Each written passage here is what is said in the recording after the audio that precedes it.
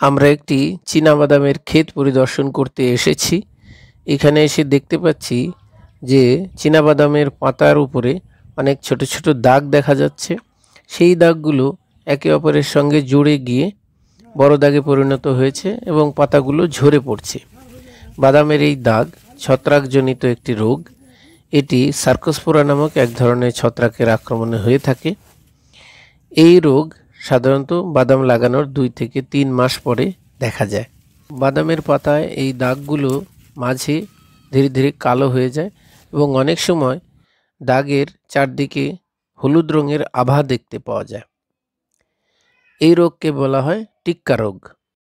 এই রোগের নিয়ন্ত্রণ ব্যবস্থার মধ্যে যা করতে হবে তা হলো বাদাম লাগানোর পূর্বে অবশ্যই বীজ শোধন করে লাগাতে হবে।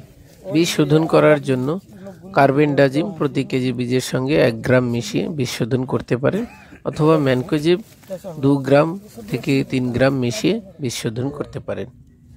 এছাড়াও পরিষ্কার পরিচ্ছন্ন চাষবাস করা প্রয়োজন। সম্ভব হলে প্রতিরোধী জাতের চাষ করতে হবে। রোগের আক্রমণ অতিরিক্ত বেড়ে গেলে প্রতি লিটার জলে 1 গ্রাম কার্বেন্ডাজিম এবং 2 গ্রাম ম্যানকোজেব মিশিয়ে স্প্রে করতে হবে।